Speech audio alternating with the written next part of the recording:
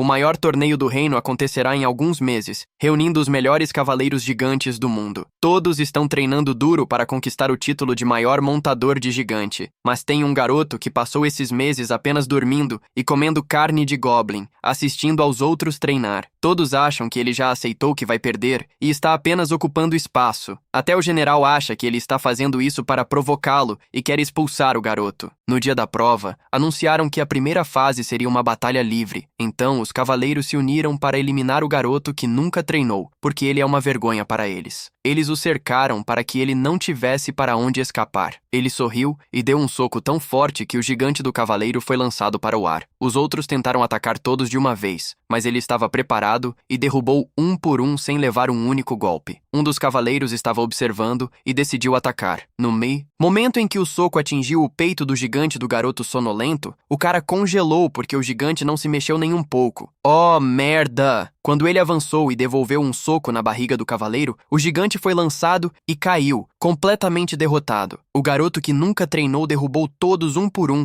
e se tornou o mais forte montador de gigantes. Todos estavam em choque, incapazes de entender como aquele garoto ficou forte sem treinar. O nome desse garoto é Kang Hyun, e ele nem sempre foi assim. Alguns anos atrás, ele era apenas um mendigo, sendo espancado todo dia por valentões por ser um ninguém, até que um dia ele se cansou disso e quis desistir da própria vida. Em seu último suspiro, lembrou de sua vida passada e que ele foi um campeão do Mr. Olympia. Mas, como sempre nessas histórias, Truck-kun aparece, e bum, ele acabou neste mundo. Um homem o salvou de se afogar e o levou para casa. Além disso, ele lhe deu comida e trabalho para que ele pudesse construir sua própria vida. Ele também começou a treinar usando o conhecimento que despertou de sua vida passada. Alguns meses depois, ele estava no meio da multidão, apenas mais um plebeu como todos os outros, assistindo o teste anual começar. Cada garoto tinha a chance de tentar levantar a famosa pedra demoníaca. Quem conseguisse levantá-la, deixava de ser um plebeu e se tornava um cavaleiro. Quem tentasse e falhasse, levava um choque elétrico quase letal da pedra. Então todos estavam com medo até de tentar. No meio da multidão, estava nosso protagonista com a mão levantada, pedindo para tentar a sorte, o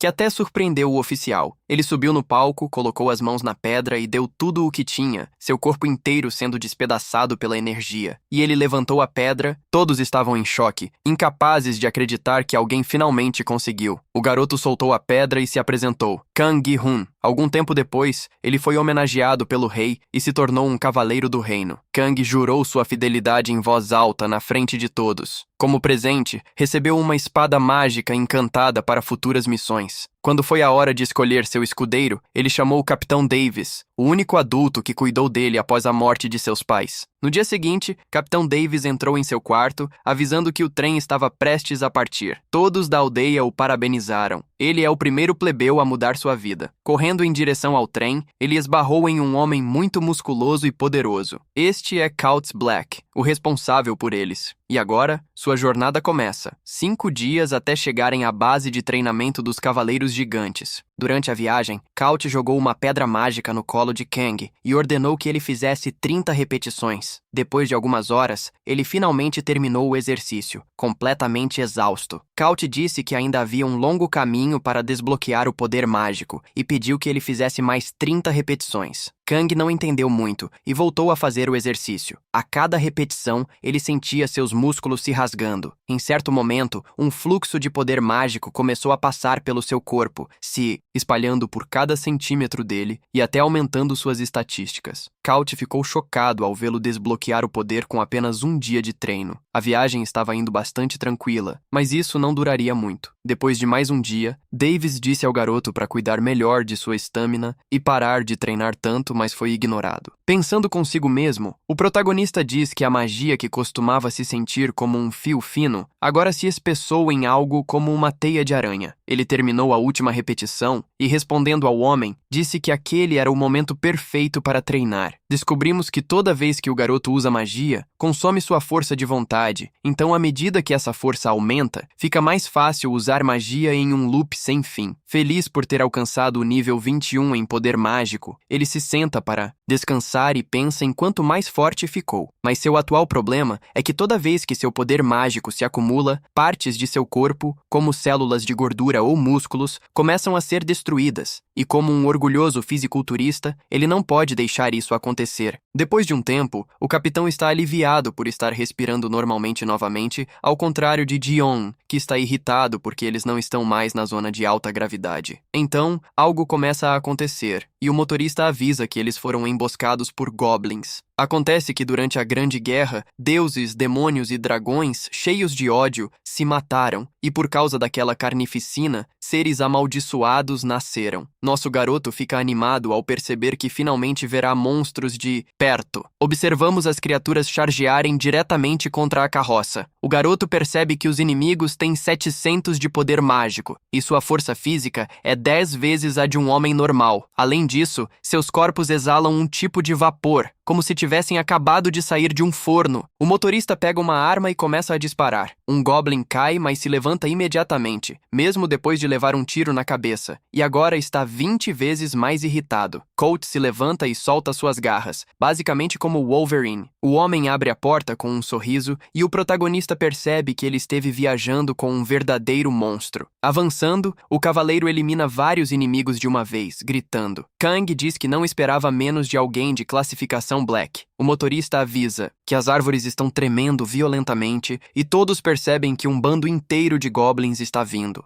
Parece que está fugindo de algo, então um enorme ogro explode das árvores e ao lado dele as outras criaturas parecem baratas. Depois de verificar e ver que o monstro tem 15.000 de poder mágico, nosso garoto se pergunta se isso é algum tipo de piada. O cavaleiro ordena que a carruagem mude de direção e em seguida diz ao motorista para subir de novo ao convés superior e usar o canhão de artilharia pesada. Assim que ele está em posição, o homem começa a disparar. O problema é que há muitos goblins. Eles começam a cair assim que são atingidos, mas o ogro continua avançando sem parar. Colt diz que vai desenhar uma linha para impedir que eles sejam pegos. Pensando nisso, Jian percebe que não importa quão forte um cavaleiro seja, lutar contra um ogro é insanamente perigoso. O líder aparece e diz ao menino para pegar sua mochila de impulsão. Nosso garoto faz isso e pergunta se há algo que ele possa fazer para ajudar. Com um olhar sombrio, o cavaleiro diz que a melhor ajuda é ficar dentro da carruagem porque ele precisa chegar sem um único arranhão. Depois de colocar uma espécie de armadura e pegar uma espada, Black começa a brilhar em verde antes de sair. Ele diz ao motorista para proteger a carruagem, não importa o que aconteça. O motorista diz que entendeu, enquanto se pergunta como o líder consegue controlar o vento daquela forma. Descobrimos que apenas alguns cavaleiros despertam poderes sobrenaturais, e Kang é um deles. O motorista diz que a vitória está basicamente garantida e aplaude enquanto continua disparando. Voando, Celts consegue se aproximar do ogro, e depois de pousar atrás dele, diz para ele cair para a frente. O monstro obedece, balançando seu porrete enquanto se vira. De volta à carruagem, o protagonista e Dave ficam chocados com a rapidez do líder. Tão rápido que o ogro não consegue nem acompanhar. O cavaleiro consegue lutar contra vários inimigos ao mesmo tempo, e os goblins começam a correr. Animado, ele diz que agora o verdadeiro jogo está prestes a começar. O monstro ataca repetidamente, mas acaba sendo atingido na parte inferior da perna. Quando nada acontece, Black fica preocupado. De repente, o corpo do oponente começa a inchar e libera toda a sua raiva, o que aumenta sua velocidade explosiva. Depois de desviar mais algumas vezes, o cavaleiro é pego de surpresa, assustando a todos. Vemos que um goblin não correu e ainda está perseguindo a carruagem. Em pânico, o motorista dispara repetidamente, gritando para não se aproximar até que finalmente uma bala acerte o goblin em cheio, mas o monstro ainda consegue se agarrar à estrutura do veículo. Mesmo machucado, largando a arma, o homem começa a golpear o goblin com um machado. Dentro, Kang pensa que se não se mover corretamente, tudo estará acabado. O motorista começa a gritar por ajuda, e o protagonista corre para pegar sua espada. Ele corre escada acima, e quando vê o que está acontecendo, decide concentrar todo o seu poder mágico em um único golpe. Voltamos ao cavaleiro, que mal escapa de um golpe fatal gritando. Ele diz que é sua vez de ir com tudo agora. Fogo começa a sair da parte de trás de sua armadura, e o cara sai voando. Enquanto isso, ele continua atingindo o ogro em diferentes pontos. Voltando a atacar, Celts avisa que ainda não acabou, mas nosso garoto continua avançando, atacando com todo o seu mana. Sua espada, brilhando em um azul profundo e intenso, corta diretamente o pescoço do Goblin. Gritando, o motorista tenta se afastar do corpo da criatura. O plano do cavaleiro também funciona, e ele consegue impedir que o monstro se aproxime mais da carruagem. Quando eles voltam para a carruagem, ficam chocados ao ver que o garoto usou energia amaldiçoada. Sorrindo como um maníaco, Dian não consegue esconder o quanto está animado por ter drenado todo o seu mana. Dentro, o líder enfaixa sua própria cabeça, pensando quão estranho é que um novato tenha derrubado um Goblin, mesmo tendo estado em contato com uma pedra amaldiçoada. Por menos de uma semana, ele se pergunta se o garoto pode ser um gênio. Nosso garoto se vira e pergunta o que eles vão fazer com o corpo da criatura. Colocando seu chapéu de volta, o homem diz que ele pode fazer o que quiser com isso, até mesmo vendê-lo no centro de treinamento. O protagonista fica atordoado ao ouvir que a carne de monstro não apodrece e pergunta se isso significa que ele pode comê-la. Balançando a cabeça, o cavaleiro diz que o boato de que comer carne de monstro aumenta a energia amaldiçoada é falso, porque ele tentou uma vez e tudo o que conseguiu foi uma dor de estômago. Ainda assim, o garoto diz que ficará bem, enquanto pensa em como é legal ter acesso a uma janela de informação nutricional. Vemos que a carne de Goblin, entre outras coisas, tem um ingrediente-chave para a energia amaldiçoada, basicamente como um tipo de proteína. Tentando não se importar, o líder diz que não é problema dele se o garoto tiver intoxicação alimentar ou não. Depois de assar um pedaço para neutralizar as toxinas, nosso garoto percebe que o cheiro é horrível, mas lembrando que não bebia shakes de proteína em sua vida passada pelo sabor, ele decide comer mesmo assim, prendendo a respiração e engolindo tudo de uma vez. David aparece e pergunta: quem diabos come carne de monstro? Rindo, Black diz que o garoto provavelmente sente que está mastigando a sola de uma bota, sem saber que Jian realmente acha que tem um gosto incrível. Depois de assar mais 2 pedaços, ele oferece alguns ao capitão e ao motorista, dizendo que eles não podem julgar só pelo cheiro. Levantando-se, o cavaleiro pede um pedaço e diz que vai experimentar, o que faz os outros 2 decidirem comer também. Alguns segundos depois, todos ficam chocados com o sabor da carne, que é de qualidade excepcional. Em sua cabeça, o líder pensa que é tão divina que parece ter sido feita por seres celestiais. Entupindo-se de carne, nosso garoto diz para eles comerem com moderação porque não há mais para compartilhar, apesar do balde cheio ao seu lado. Gritando, Celts finalmente revela seu nome e diz que o garoto pode chamá-lo assim agora. Feliz, ele diz que vai pegar outro Goblin para assar mais carne assim que chegarem ao campo de treinamento. Vemos que a carruagem está passando por uma espécie de área perigosa. Dentro, o protagonista continua treinando, expandindo sua energia amaldiçoada um pouco mais a cada dia. O cavaleiro diz que ele é um monstro e, quando perguntado se ele disse algo, nega. Curioso, o garoto pergunta se, quando essa missão terminar, o homem voltará ao seu trabalho original como candidato a gigante cavaleiro, já que é da classe negra. Depois de alguns minutos de silêncio,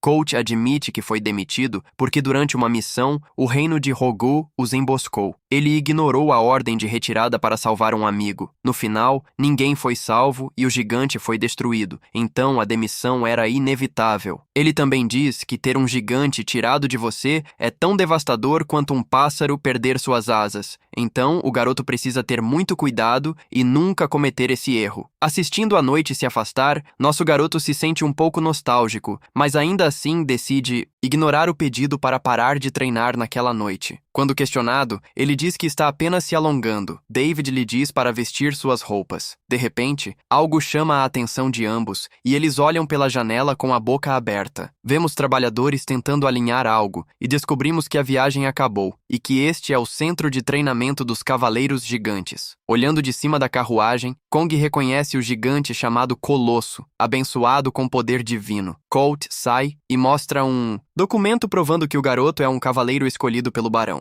Vendo um gigante de perto, o cara principal percebe que ele é do tamanho de um prédio de 3 andares, parecendo mais uma besta viva do que uma máquina. Um homem de cabelo branco sai de dentro do gigante. Seu nome é Raphael White e sua energia amaldiçoada é de 2.973 alfinetes em sua cabeça. Nosso garoto conclui que as estatísticas do cara estão no mesmo nível que as dos cavaleiros veteranos. Aproximando-se, o homem agarra o documento e ordena que todos os recrutas formem uma linha reta. Geon corre para ocupar seu lugar e se pergunta quem são as pessoas sentadas nas arquibancadas. Os operadores dos gigantes começam a apostar quantos novatos realmente conseguirão passar. Rafael dá as boas-vindas a todos e se apresenta como o instrutor de treinamento. Então ele diz que o desempenho dos meninos é o que decidirá o quão longe eles irão. Estupefatos, os protagonistas ficam tipo, espera, o teste de entrada é entrar em um gigante e decolar? Todos começam a reclamar que ninguém os avisou enquanto os espectadores riem. Sem dizer uma palavra, Kang tenta conter sua raiva e jura que um dia ele vai devorar todos que estão rindo. Alguém se aproxima e pergunta se ele é da periferia por causa de seu rosto desigual. Ele olha e encontra uma jovem mulher que se apresenta como Rowan Yellow. Totalmente cativado, ele também se apresenta. Então, a cavaleira explica que decolar significa entrar no gigante, afundar com ele e ativá-lo. Ela diz que está apenas explicando porque achou que um garoto que cresceu pobre não saberia disso. Babando um pouco, o protagonista se pergunta se isso conta como um primeiro encontro, mas a garota o impede de se aproximar e continua explicando. Ela diz que quando você coloca a mão no chão da cabine, a energia amaldiçoada do piloto afunda com o gigante e a ignição começa. Então, naquele momento, ele precisa suportar a pressão e ficar em pé se quiser passar. Ele pergunta mais sobre afundar e descobre que o gigante se move da maneira como ele se move e os olhos do grandão serão seus olhos. Tentando ser positivo, Rowan diz que tem certeza de que tudo ficará bem. Ele a agradece e pergunta como ela sabe tudo isso, e ela diz que sua família é realmente muito voltada para a educação. Então, ela acrescenta que ele deve observar a competição porque 4 pessoas, incluindo os 2, são fortes. Vemos Carold, que é enorme, e Harklux, que parece ter uma tonelada de energia, amaldiçoada e foco sério. No palco, o instrutor diz a todos para lembrarem que há uma chance de que possam se machucar ou até morrer durante o processo devido à pressão que atinge quando a decolagem começa, então precisam ficar calmos e se controlar para saber quando é hora de retirar a mão e parar. Ele diz que apenas os melhores podem se tornar cavaleiros gigantes e ninguém deve se envergonhar se falhar. É revelado que gigantes são armas que imitam deuses, uma vez que são construídos com seus corpos e conhecimentos. O primeiro candidato coloca ambas as mãos no chão e começa a ficar animado ao perceber que está funcionando. Assistindo, o protagonista diz que isso o lembra das técnicas de respiração que os pilotos de caça usavam em sua vida passada para lidar com a aceleração da aeronave. Dentro do gigante, o cara começa a gritar enquanto seus olhos se reviram. Depois de alguns minutos, ele retira as mãos, implorando para que pare. Rafael diz que mesmo que ele tenha desistido, já ganhou o título de cavaleiro por entender o quão preciosa é sua vida. O cara é carregado para fora. Vendo isso, nosso garoto pensa que todos ali devem ter levantado pedras demoníacas como ele fez. Mas mesmo assim, eles ainda estão lutando muito. Então chega a vez de Carol. Ele começa o processo e tenta suportar a pressão, e como se espera de um candidato forte, a decolagem é um sucesso. Ele levanta o braço e o gigante faz o mesmo, pulando. O instrutor decide montar em um dos gigantes e, parabenizando Carole, diz a ele para bloquear seu ataque. Todos ficam chocados e começam a perguntar se o cara realmente vai atacar um aluno. Provando que vai, Rafael começa a correr e quando fica perto o suficiente, desferindo um soco, acha hilário quando Carol bate no chão. Em sua cabeça, Kang se pergunta qual era o objetivo daquilo e rapidamente decide que é uma tática para esmagar a moral dos novatos desde o início. Então, ele será o primeiro a mostrar a eles com quem eles estão lidando. O próximo cara é chamado e depois de alguns minutos, os espectadores dizem que ele provavelmente deveria desistir. De repente, o garoto cai de cara no chão e todos começam a gritar que é uma emergência. Os cavaleiros brancos rapidamente entram no gigante para tirá-lo e um deles sai para anunciar que ele morreu. O protagonista se pergunta se ele realmente pode fazer isso e percebe que toda a atmosfera mudou porque os que ainda estão para ir são vistos como fortes e corajosos, o tipo que não tem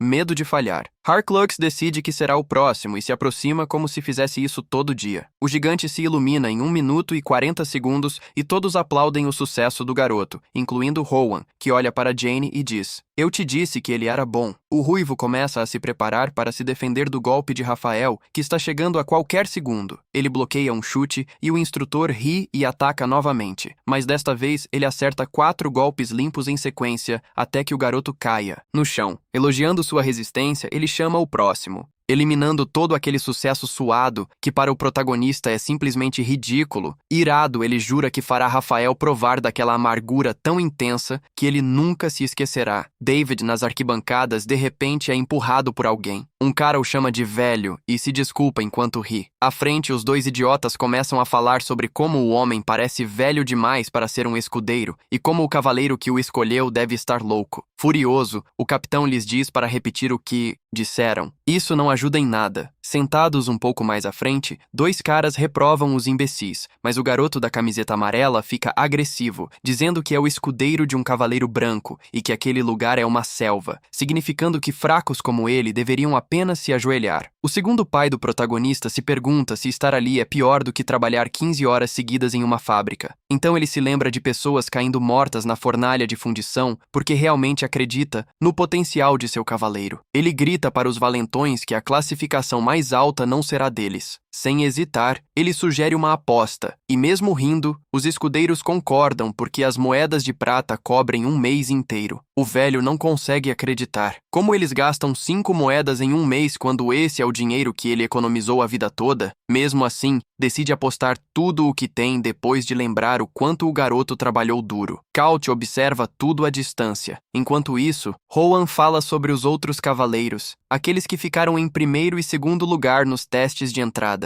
Um se chama Garro Amarelo, que durou 1 minuto inteiro contra Rafael, e o outro, ou melhor, a outra, é Helena Amarela, que não só durou mais tempo, mas tentou contra-atacar e realmente forçou o instrutor a recuar. Confiante, a garota loira diz que a estrela do dia será ela. Conferindo as estatísticas da garota, 573 de energia amaldiçoada. Nosso garoto conclui que ela é forte, mas ainda está abaixo dos outros dois, o que significa que, se ele quiser vencer, terá que contar com sua habilidade. Depois de prender o cabelo, o cavaleiro inicia o processo e realiza o lançamento em 1 minuto e 20. O instrutor vai para o ataque, mas ela desvia lindamente. Após 45 segundos, ela consegue se defender de 17 ataques até finalmente ser derrotada. Pronto, Kang pensa consigo mesmo que, no momento em que Rafael se mover, o jogo basicamente acaba por causa de toda aquela experiência, e ele se pergunta se pode mudar isso com sua energia amaldiçoada. Com 107, o garoto decide se alongar, pensando em como seu crescimento de energia parou assim que entrou nas centenas. O instrutor o chama, e ele tenta se concentrar no fato de que uma luta não é apenas números, é também o tempo certo dos seus ataques e um pouco de sorte. Então sim, ganhar é possível. Jing-Yun finalmente entra no gigante e todos os seus amigos parecem nervosos. Dentro, ele sente o cheiro de suco de morango misturado com ferro e óleo. A enorme porta se fecha, e embora esteja super apertado, nosso garoto diz que parece que está em um universo infinito além da escuridão, sem instruções. Ele respira fundo e começa a se abaixar. Algo começa a acontecer quando ele coloca as 2 mãos no chão. Sentindo a pressão, ele diz que é muito parecido com fazer agachamentos com 200 quilos. Ele começa a respirar fundo, enquanto endurece os músculos abdominais inferiores para suportar o peso. Depois de alguns segundos, o protagonista percebe que há algo mais acontecendo além da sensação física. É como se sua alma estivesse sendo arrastada para as profundezas. Então, ele descobre que o gigante está puxando-o com uma força semelhante a um vácuo. Mantendo-se firme, ele decide deixar cada gota de mana ser sugada de seu corpo até que, de repente, ele finalmente sente o coração do gigante. Determinado, Jian decide puxar tudo de uma vez, sem desperdiçar energia, e depois de muito suor e gritos, os olhos do grandalhão se iluminam e todos comemoram o fato de que ele conseguiu em menos de 1 minuto. Dentro, o jovem fica atordoado com a maneira como a visão do gigante preenche toda a sua visão. Ele diz que se sente livre de um corpo humano frágil e fraco, o que significa que esta é sua chance de surpreender Rafael. Como Rafael está ocupado admirando seu próprio sucesso, lembrando que sua força de vontade é mais forte que a de Rohan, ele decide liberar uma enorme quantidade de poder de uma vez,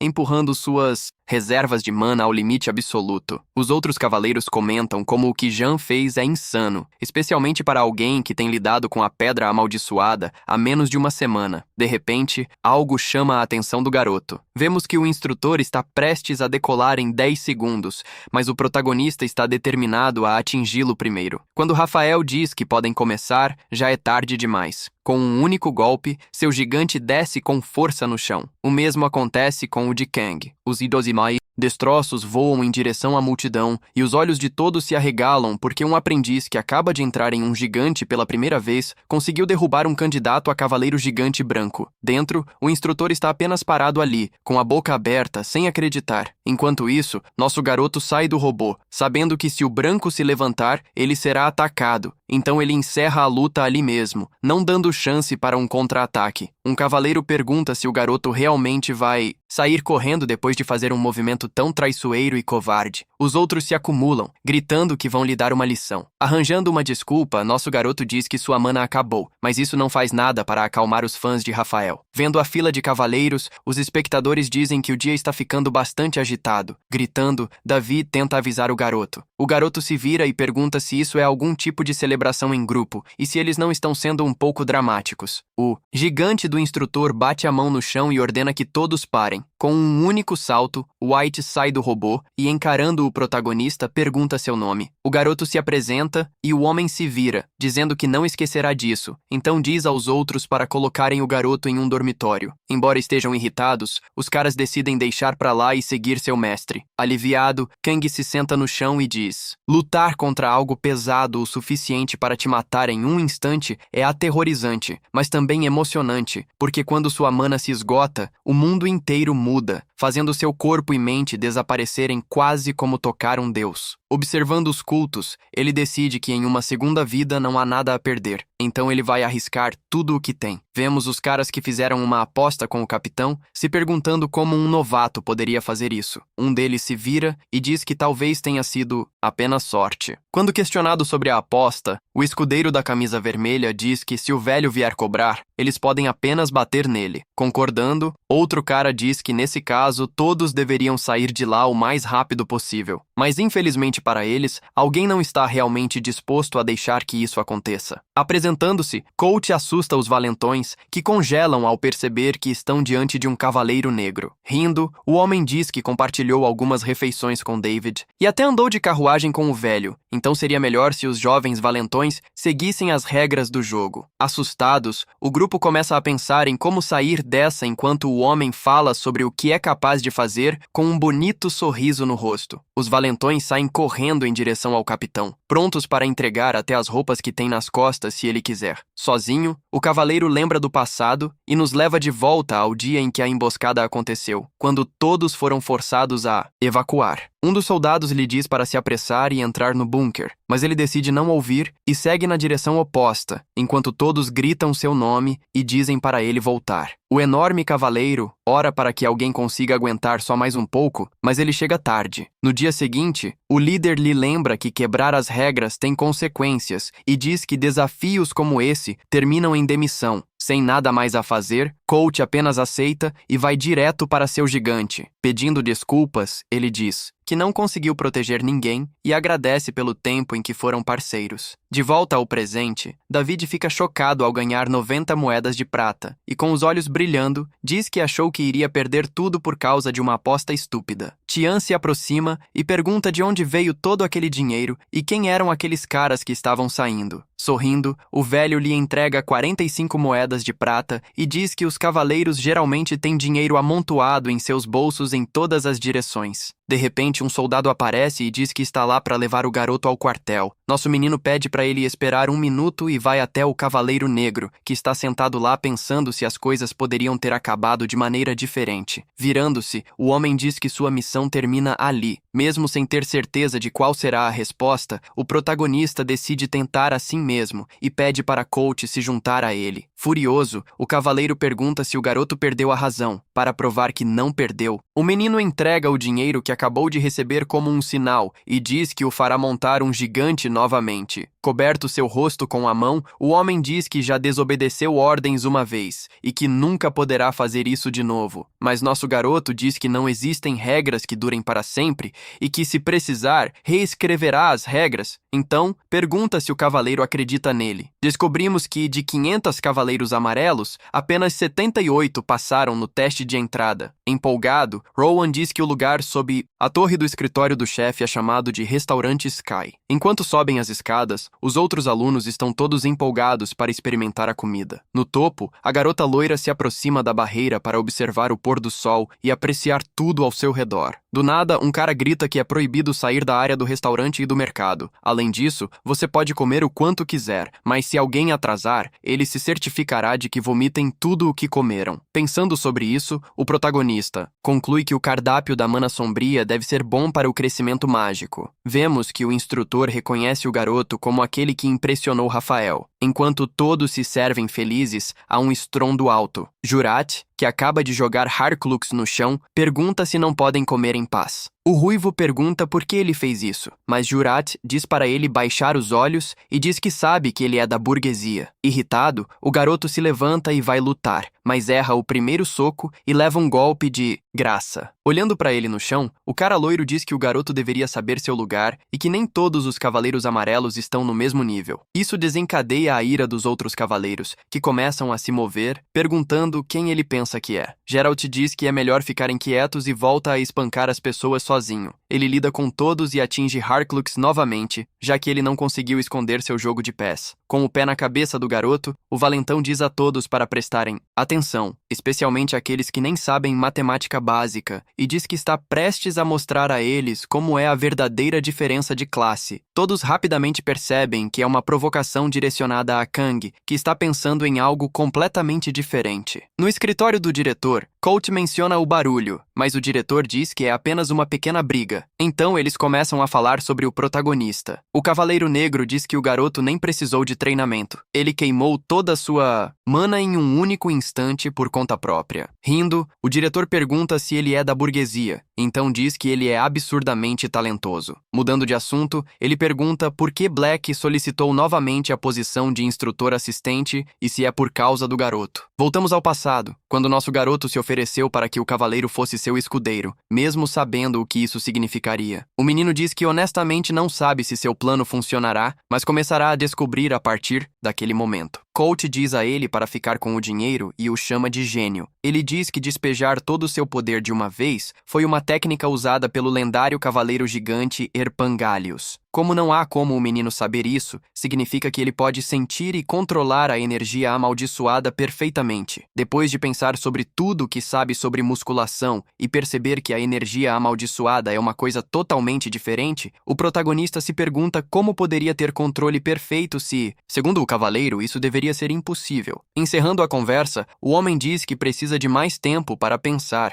No presente, o diretor pergunta se ele planeja ficar por perto e cuidar do garoto. Em seguida, ele lhe entrega o crachá de instrutor, dizendo que é uma coisa boa. Depois que o homem sai da sala, Coates tem uma déjà vu. Voltamos à área do restaurante, onde Dion percebe que Garrot tem 669 de energia amaldiçoada, além de força física 4 vezes a sua e habilidades de combate insanas, o que significa que vencê-lo é impossível. Quando vê o menino tentando sair silenciosamente, Rowan tenta impedi-lo. Mas ele diz que sabe que o loiro está fazendo isso apenas porque ficou em terceiro no teste e que precisa se concentrar em aumentar sua energia amaldiçoada, e não em brigar com alguém da elite. Nosso garoto começa a olhar a comida, enquanto a garota loira tenta entender por que ele não quer entrar na briga. Ele fica chocado ao descobrir que precisaria comer 10 quilos de carne de porco para atingir a quantidade certa de energia amaldiçoada, e começa a se perguntar por que toda aquela comida tem tanto mana luminosa e o que espiritualidade realmente é. Então, uma mensagem aparece dizendo que há uma nova estatística. O cara descobre que ter muita espiritualidade é ótimo para aumentar a resistência a feitiços, mas muito disso entorpece sua energia amaldiçoada, o que basicamente significa que espiritualidade é apenas gordura e mana luminosa é apenas carboidrato. Os maiores inimigos se você está tentando se manter em forma. Depois de um tempo, todos se surpreendem ao ver Kang realmente fazendo algo, e acaba que ele largou a comida do restaurante para comer carne de goblin em vez disso, para evitar carboidratos, algo que as pessoas lá ainda não perceberam que deveriam estar fazendo. Enquanto se empanturra feliz, o protagonista diz que vai mostrar a todos o poder de uma dieta adequada. Curiosa, Rowan pergunta se ele realmente vai se saciar com isso quando o lugar tem todo tipo de comida deliciosa. Quando ele diz que sim, ela responde que a dieta de um cavaleiro deveria ter um Gosto divino. Gritando, nosso garoto diz que aquela comida está carregada de carboidratos e é uma bomba calórica total, mas o cavaleiro não faz ideia do que isso significa e fica ofendido. Enquanto ele diz que não vai compartilhar sua carne, o loiro vê o instrutor e conta a ele o que o cara está fazendo. Kaut se aproxima e diz que comer carne de goblin é normal para ele, e tenta pegar um pouco. Virando-se, o protagonista diz que uma porção custa 2 moedas de prata, mas para ele vai ser 3. E porque na carruagem ele prometeu que ia comprar uma criatura e não comprou. O cavaleiro grita que é um roubo, mas o cara diz que o preço é totalmente justo, já que ele é quem está cozinhando. O homem se rende e entrega as moedas. Então pede 2 porções. Rowan levanta 2 moedas e diz que não consegue se controlar quando a curiosidade fala mais alto. Feliz, nosso garoto serve a todos, incluindo o Capitão David.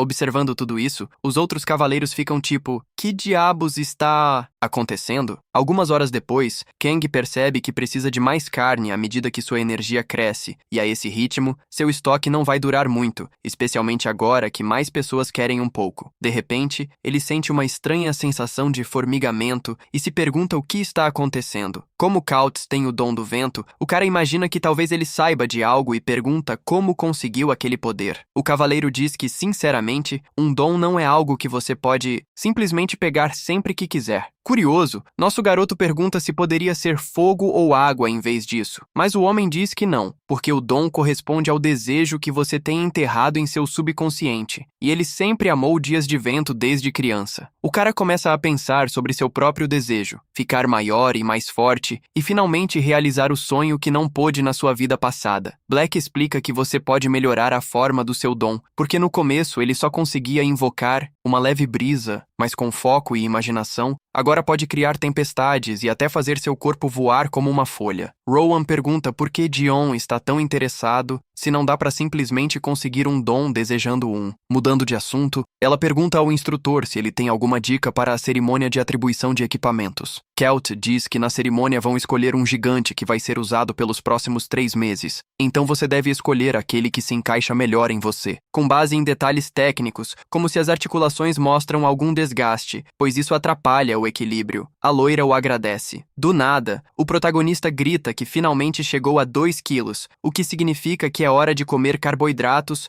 para aumentar suas reservas de energia e encher seu corpo com força pura. Quando ele experimenta a comida do restaurante, fica impressionado com o quão horrível ela é e começa a reclamar enquanto Rowan tenta perceber se ele gostou ou não. Naquela noite, o nosso protagonista volta para sua cabana depois de ajudar os servos a montar as tendas. Lembrando que Kaut aceitou sua proposta, ele decide que não pode decepcioná-lo e, pegando a pedra, tenta se concentrar e imaginar a verdadeira forma do dom que mais quer desenvolver. Como as janelas de status ainda não são suficientes, ele precisa de algo que o ajude durante o treinamento, algo para equilibrar seus movimentos e mostrar quais músculos estão se desenvolvendo bem e quais precisam de mais trabalho. Seu desejo é poder ver energia amaldiçoada e energia espiritual com seus próprios olhos em tempo real, como se seu corpo estivesse sempre diante de um espelho. Depois de alguns minutos, aparece uma mensagem dizendo que seu dom está começando a evoluir. Jian começa a ver o mana escuro que absorveu mais cedo junto com o mana luminosa e, além disso, agora pode controlar quanto mana absorve. O cara começa a sentir dor e fica feliz com isso porque essa dor é crescimento, enviando proteína para os músculos exatos, o que significa que não há mais desperdício ou ineficiência, apenas um crescimento puro, brutal, quase demoníaco. Descobrimos que o reino de Rinco é um lugar severo, totalmente inadequado para os humanos viverem, mas mesmo assim, a humanidade conseguiu construir cidades e avançar para novas fronteiras. No centro de treinamento, os cavaleiros se preparam para a cerimônia, gritando. O barão Harun Basio se apresenta como o comandante de lá e diz que há mais de 300 gigantes naquela lugar, então mesmo que seja apenas por 3 meses, todos precisam lembrar que aqueles gigantes foram construídos com peças de segunda mão, o que significa que seu desempenho é inferior ao dos que estão no campo de batalha. Ainda assim, a qualidade daqueles gigantes varia muito, e quando as peças se encaixam perfeitamente, Você acaba com uma máquina insana. Coates acha que o cara está exagerando, então o diretor diz que esta cerimônia é a chance deles de encontrar o gigante que melhor combina com a mana deles. Helena é a primeira chamada, já que ficou em primeiro lugar no exame de entrada. Basil diz a ela para escolher com cuidado e que os 3 melhores colocados vão um de cada vez. Ela para em frente a um gigante e começa a avaliá-lo visualmente. De lado, o comandante diz a Black que ela é melhor que Garrot, mas ninguém nunca ouviu falar dela, e ele diz que ela definitivamente escolherá o melhor gigante para treinamento. Depois de um tempo, Helena vai para o 10º lançamento e choca a todos ao escolher um gigante com grandes proporções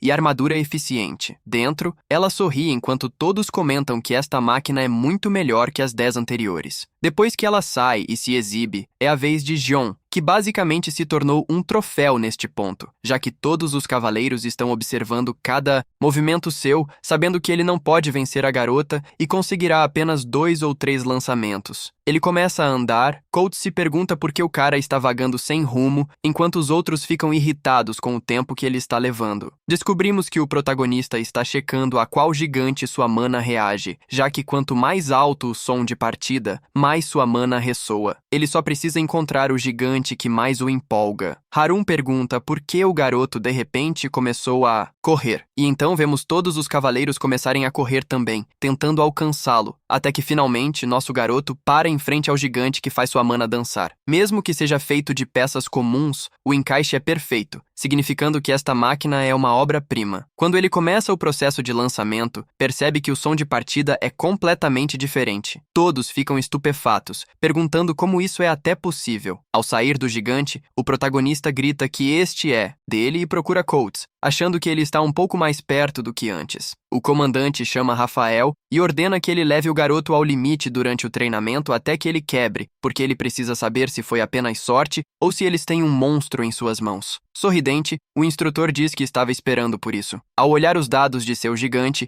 Jem conclui que no momento em que ele lançar, será uma extensão de seu corpo, e se pergunta se seus colegas de classe se sentem tão poderosos quanto ele. Vemos os cavaleiros observando os reparos sendo feitos quando uma mulher desce do gigante do protagonista e pergunta se ele é o sortudo que vai pilotar aquela máquina. O nome dela é Ren, e ela é a líder da equipe de manutenção responsável pelas unidades de 1 a 10. Ele confirma, se apresenta e diz: sim, ele realmente é um cara sortudo. Ela diz que o gigante parece normal por fora, mas é fascinante, já que cada parte é perfeitamente compatível. Então, ela explica cada componente peça por peça e o avisa para ter cuidado, porque se o abdômen esquerdo for danificado, ele perderá a capacidade sensorial. Além disso, a seção inferior é onde está o coração, então ele nunca deve deixar ninguém atingi-lo. Kang fica impressionado ao ouvir que sua máquina tem 3 vezes mais poder do que as outras unidades de treinamento. Sendo amigável, o engenheiro pergunta qual nome ele vai dar ao robô. O protagonista diz que está pensando, porque aquela não é apenas uma máquina. É, basicamente, um novo corpo. Depois de alguns minutos, ele anuncia que seu gigante se chamará Pectoralis, porque é a parte que todo cara tem orgulho de exibir. Todos partem e começam a testar suas máquinas. Rafael grita que, a partir daquele momento, os cavaleiros têm 1 semana para se acostumar com elas. Dentro de seu gigante, Dion percebe que alta potência nem sempre é uma coisa boa, e começa a tensionar os músculos enquanto tenta controlar seu medo. Depois de testar alguns golpes, ele diz que vai absorver o poder de sua máquina. O instrutor diz a ele para começar com um treinamento leve e repetitivo, porque é melhor construir uma potência constante da qual você possa depender do que esgotar toda a sua força de uma vez. Nosso garoto agradece pela dica, embora saiba que a energia mágica é como músculos. Cresce mais rápido. Não vendo mais o cavaleiro, o instrutor decide voltar a fazer o que estava fazendo, e após alguns agachamentos, ele começa a correr. Os espectadores perguntam se fazer isso não é basicamente automutilação, apontando para Harklux, que está fazendo flexões. Rafael diz ao garoto para ir com calma e pergunta se toda aquela determinação apareceu depois que ele foi derrubado por Garrot. Harklux nega e diz que, na verdade, estava apenas curioso porque não conseguia acertar um golpe no cara loiro. O instrutor diz que se o garoto se sair bem, ele poderá se vingar das pessoas que o menosprezam em dobro. 7 dias depois, todos os cavaleiros se reúnem em cima de suas máquinas. Rafael diz que apenas aqueles que chegarem ao final sem serem eliminados ganharão o sobrenome White e se tornarão candidatos oficiais para o Giant Rider. Descobrimos que dali em diante haverá 4 critérios de avaliação: resistência, progresso, manejo de inimigos difíceis e atitude. O primeiro mede quanto tempo eles conseguem ficar em combate sob condições extremas. O segundo foca em quão rapidamente eles conseguem passar pelos inimigos. O terceiro avalia como eles respondem a oponentes que parecem imbatíveis. E o quarto observa seu potencial e mentalidade de treinamento. Eles precisam de pelo menos 60 pontos em cada categoria para passar, mas se marcarem 100 pontos, uma categoria inteira será dispensada. O instrutor diz que ninguém nunca conseguiu isso e explica que na primeira prova, os cavaleiros precisam correr até uma bandeira a 1 km de distância. Todos parecem super confiantes e começam a correr, mas Kang percebe que não é tão fácil quanto parece. Rafael derruba um aluno e diz que fará com que eles sintam o peso que os deuses devem carregar. Pensando nisso, nosso garoto percebe que além de vencer todos os outros, ele também terá que passar pelo Cavaleiro Branco. Rafael continua derrubando gigantes enquanto fala mal deles, chamando-os de fracos, o que significa que os instrutores nunca planejaram deixá-los passar desde o início. Vemos um cavaleiro vomitando enquanto é espancado impiedosamente pelo cara de cabelo branco. Então, o instrutor ordena que o garoto se levante para que ele possa aprender a voar. Observando o caos, Jeon diz que a este ritmo, todos vão falhar. Ji-Ho está à frente, dizendo que tudo o que você precisa fazer é ler o fluxo do jogo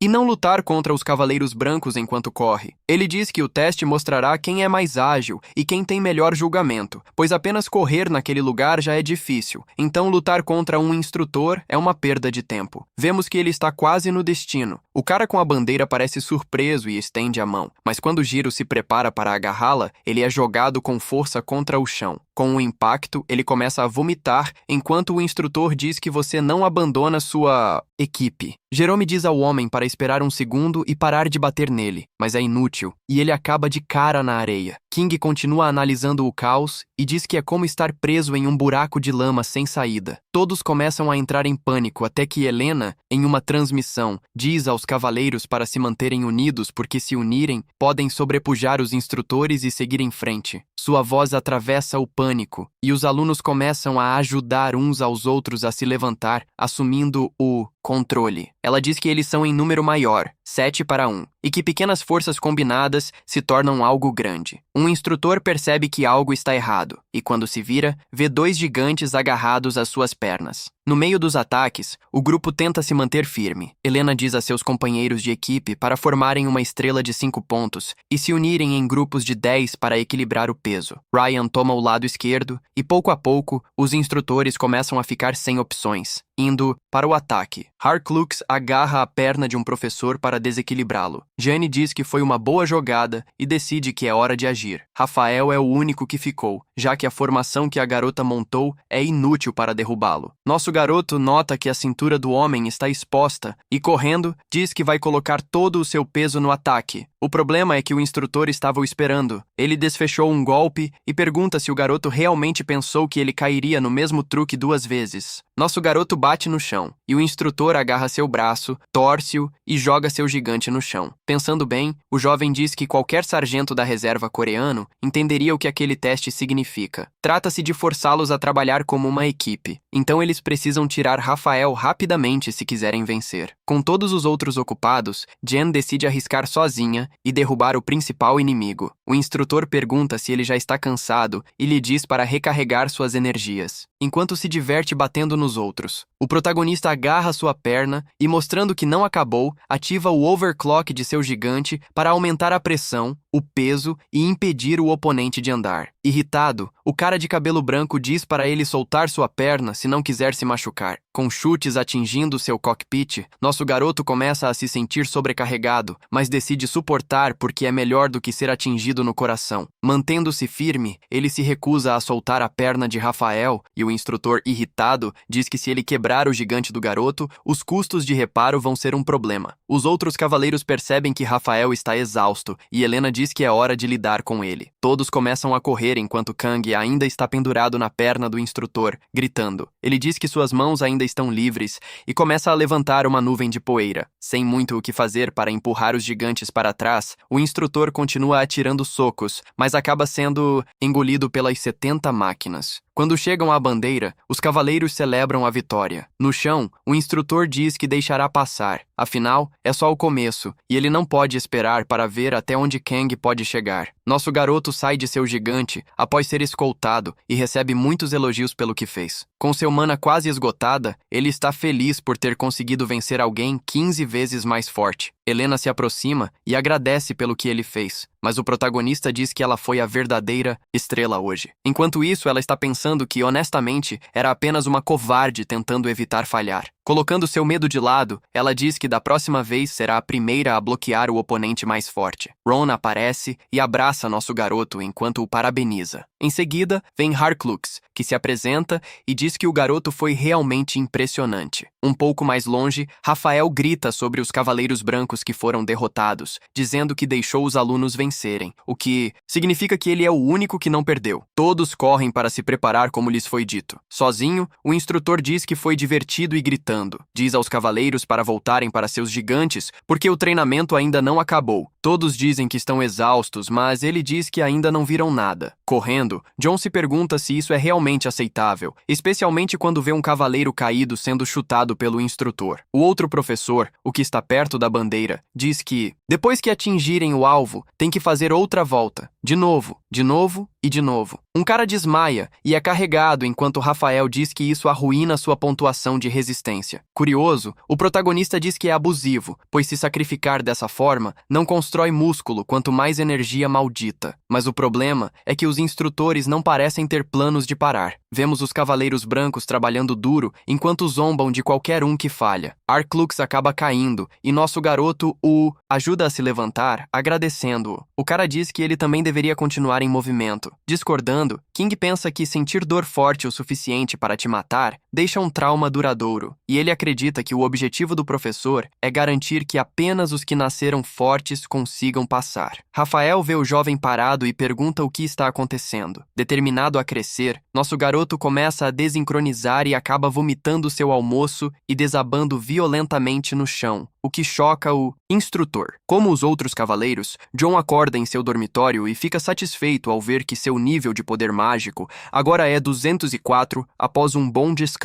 Levantando-se, ele diz que seguir o processo de treinamento vai ser difícil, porque com uma programação adequada, seria possível crescer 3 vezes mais rápido. Coates entra na sala e pergunta por que o garoto está rindo e diz que lhe pediu para surpreendê-lo. Não querendo chocá-lo assim, o cara principal diz que há um motivo para tudo isso. Quando alguém pergunta se ele vai voltar ao campo de treinamento, ele responde: "Na verdade, vou comer e dormir. Então, se o cara quiser comer um pouco de carne de Goblin, deve vir comigo." 2 semanas depois, David pergunta no que o garoto está pensando, vendo-o comer assim enquanto todos estão olhando. Kong diz para ele parar de se preocupar e também comer, porque, como escudeiro, ele precisa ter pelo menos alguma habilidade de combate. Observando seus colegas treinando, o garoto diz que os instrutores estão ensinando tudo errado e se pergunta se deve seguir o caminho mais seguro ou arriscar pressionar sua energia maldita ao máximo. Respondendo a si mesmo, ele diz que tudo o que realmente precisa fazer é comer para ganhar músculos e energia. Os cavaleiros terminam o treinamento e, ao verem o cara principal, perguntam se ele vai descansar de novo. Então eles dizem que seria melhor se ele simplesmente desistisse, e Garro fica feliz em ouvir isso. Em seu escritório, Harun diz que Dion passou de gênio a preguiçoso da noite para o dia. Naquela noite, nosso garoto ensina David a segurar uma pedra de energia e a fazer agachamentos. Em seguida, ele começa sua técnica de respiração para fortalecer a pressão intra-abdominal e facilitar os levantamentos, além de treinar a área ao redor do centro de energia maldita, que é basicamente a base de tudo. Harun entra na tenda e pergunta o que ele está fazendo. Então, ela diz que acabaram de anunciar o cronograma de avaliação pessoal. Qualquer um que não o atender é expulso imediatamente. Nosso garoto não se importa e continua, trabalhando o seu core. Em seu quarto, Harun pergunta a Rafael o que ele acha da missão. Rafael diz que a maioria dos instrutores está convencida de que os cadetes vão se sair muito mal, mas quando perguntado sobre o rei, ele diz que não consegue imaginar ele perdendo para alguém. Harun diz que esse é o problema. Ele percebeu que o garoto está pulando o treinamento de propósito, como se estivesse rindo da cara dele, e isso não pode passar batido. Então, seu plano é expulsá-lo, já que, além de tudo, ele caiu muito. Virando-se, ele pergunta a Coutts o que ele acha. Coutts apenas diz ao diretor para fazer o que achar melhor, o que choca Harun, mas ele diz que não acha que o garoto está sendo preguiçoso só porque quer. Bossio acha que isso significa que ele ainda tem algo a mostrar. De volta ao campo de treinamento, o cara de cabelos brancos diz que nesta rodada, os 78 cavaleiros lutarão ao mesmo tempo e 14 serão eliminados. Então, quem sobrar será dividido em 2 grupos para um teste de resistência em estilo torneio. Descobrimos que as regras são simples. Se as costas de um gigante tocarem o chão, ele está fora. Além disso, formar equipes contra alguém é permitido, mas vencer um oponente 1 a 1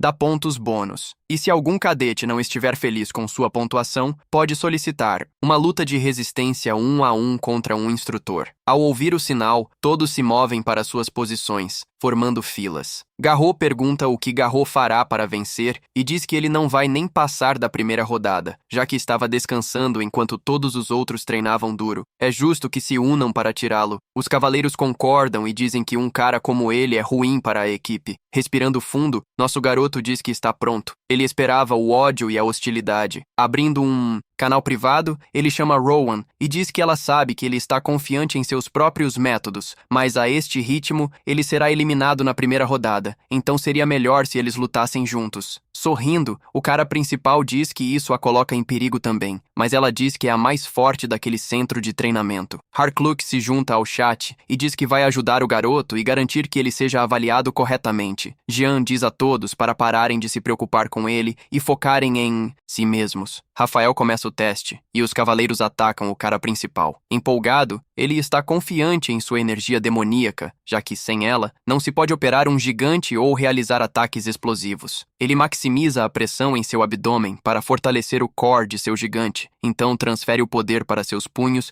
sem perder energia. Nosso garoto desferiu o primeiro golpe e mandou um oponente para longe. Empolgado, ele comemora seu primeiro ponto bônus e vai atrás do próximo, dizendo que um core fraco é o motivo pelo qual seu oponente cai tão facilmente. Ao ver isso, os outros começam a se perguntar como isso é possível, já que o garoto mal treina. Sabendo que seu nível de energia maldita é maior do que a maioria dos cadetes, Jen diz que ele vai mostrar a eles como é um verdadeiro treinamento. Na segunda rodada, a regra é que apenas 2 cadetes podem obter a pontuação máxima, e qualquer um que retroceder mais de 2 passos ou desabar perde. O cara principal acha isso ridiculamente bárbaro, mas não tem realmente outra opção a não ser continuar. Um cavaleiro ataca-o, dizendo que ele não vai desistir de jeito nenhum. Quando ele é atingido, Kang nem se move e diz que os socos do outro cara são fracos porque ele não está estável. Então é sua vez de mostrar como se faz, e com um único golpe, o outro gigante cai. Feliz com mais uma vitória, o garoto diz: "Você precisa fortalecer seu core." Rafael pergunta a Coutts até onde ele acha que o cara principal irá, e ele diz que talvez na 4ª ou 5ª rodada. Quando alguém pergunta se isso não é exagero, o cara diz que o instrutor certamente fala muito para alguém que já perdeu 2 vezes. Então, ele acrescenta que será difícil para o nosso garoto enfrentar cadetes com talento natural. Após mais algumas rodadas, um cavaleiro tenta acertar um golpe em Gion, mas obviamente nada acontece. Desferindo um soco pesado, ele diz que o cara falou tudo isso só para acabar se machucando. Os instrutores ficam chocados ao ver o garoto chegar às quartas de final. Olhando ao redor, Rafael percebe que Harklux foi derrotado por Girot, mesmo que Harklux fosse um dos que mais trabalhavam. Pensando nisso, ele diz que essa avaliação está claramente desenhada contra os cadetes Yokmin, já que é praticamente impossível vencer cavaleiros que treinaram durante anos desde a infância. Vindo das periferias, de repente ele vê Kong lutando contra um Freeman e percebe que ele está usando algumas habilidades insanas para reforçar sua posição defensiva. Ele só precisa descobrir como está fazendo isso como cadete. Então Rafael se lembra de que o garoto não seguiu o programa e isso o atinge. Ao atacar seu oponente, o garoto vence novamente e o instrutor finalmente conclui que ele pode fazer tudo isso porque não seguiu o programa. Então vem a final do grupo 1, Helena contra Rowan.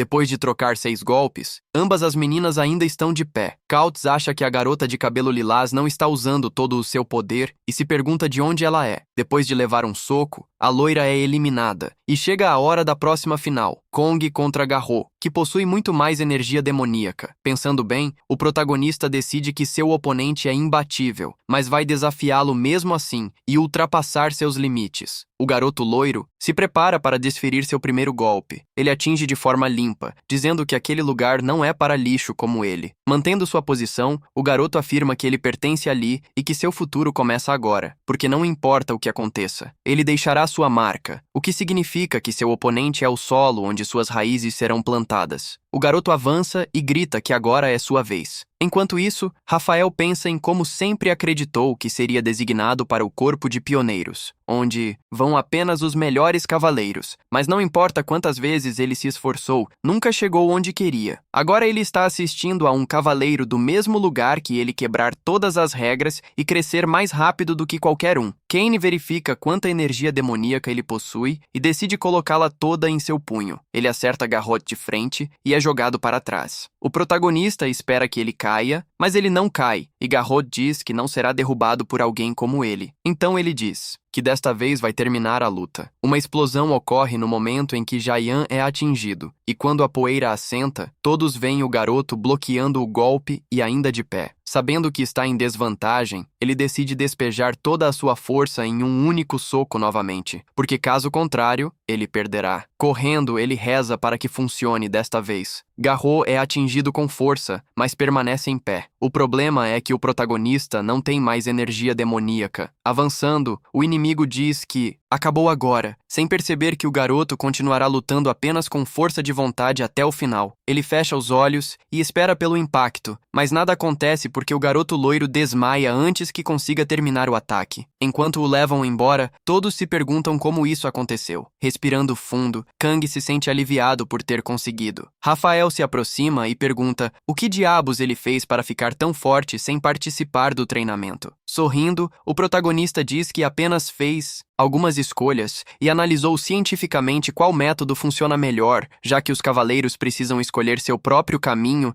e assumir a responsabilidade por suas escolhas. Pensando, o instrutor se pergunta se ele já tentou seguir outros caminhos e acaba pensando que talvez ele seja apenas um soldado comum, ao contrário do garoto. Feliz, o garoto imagina que, aos poucos, seu nome estará inscrito naquele reino e em todo o continente. No escritório do diretor, Harun se recusa a acreditar em Jaian e diz ao homem de cabelo branco para trazer o jovem até ele mais tarde. Os dois se enfrentam e o homem grita que, a partir daquele momento, pular o treinamento é proibido. O protagonista diz que quer se formar naquela academia como o melhor cadete, mas isso será impossível se seguir o programa de treinamento padrão, já que há uma diferença de 5 anos de treinamento entre os cadetes Yokmen e os estagiários Freeman. Curioso, o comandante pergunta se o garoto realmente acha que pode chegar ao primeiro lugar usando seus próprios métodos. Quando ele ouve que sim, fica ainda mais irritado, pois se vê muito parecido com Jaian. Ele decide que pisar nele não vai adiantar nada e diz que Rafael tem que apoiar totalmente o garoto em seu treinamento, mas Rafael terá que assumir a responsabilidade se as coisas derem errado. Quando os garotos saem da sala, Básio pergunta o que Kautz acha. Kelp diz que normalmente isso seria impossível, mas Kang é tudo, menos normal. No dia seguinte, o Minho Cintius protagonista tenta equilibrar sua força na parte inferior e na parte superior do corpo. Enquanto isso, o Cavaleiro Negro tenta convencê-lo a se comportar e atingir as pontuações exigidas. O homem pergunta como o garoto planeja conseguir 90 pontos em resistência se continuar pulando o treinamento. David diz que se ele marcar 100 pontos, pode deixar essa categoria, o que equilibraria as coisas. O garoto não diz nada, o que deixa o instrutor furioso com o quão teimoso ele é. Vemos que o objetivo do garoto é continuar fazendo repetições até estar totalmente exausto, depois descansar um pouco. Ele pergunta ao cavaleiro quanto pesa aquela barra. O cara diz cerca de 300. Encontrando-o, o protagonista diz que na semana passada levantou 250 10 vezes e agora está levantando 300, então isso responde às dúvidas do homem. Seu caminho incerto traz recompensas maiores. Coach diz que, de qualquer forma, a única maneira de passar será ficando em primeiro ou segundo, especialmente porque a avaliação final é realmente rigorosa. Eles terão que ir além dos limites e enfrentar verdadeiros monstros em uma missão muito perigosa. O protagonista diz que entendeu e pede licença para voltar ao treinamento. David e o cavaleiro concluem que o garoto é basicamente viciado em levantamento. 3 meses depois, descobrimos que Jayan alcançou o nível 507 em energia demoníaca, tornando-se o terceiro cavaleiro mais forte no centro de treinamento. Além disso, ele conseguiu superar Helena em termos de concentrar energia em um único golpe, e seu domínio e controle são imbatíveis, mesmo entre os instrutores. O garoto também ficou em primeiro lugar nas 5 avaliações que fez e começou a ser reconhecido por todos. Com tudo pronto, ele espera ansiosamente pelo dia da avaliação final, porque realmente quer ver o mundo fora da zona. Quando o dia chega, Rafael explica que a missão é tanto uma avaliação quanto uma tarefa de reconhecimento preliminar para o verdadeiro esforço de reconquista da Terra fora da zona. Então eles terão que destruir núcleos para eliminar as anomalias. Vemos que os cavaleiros estão a caminho da Floresta das Bestas, que tem anomalias mais brandas, como árvores distorcidas e alguns monstros. Mas quanto mais perto eles chegam do centro e da árvore profunda na floresta onde o núcleo pode estar,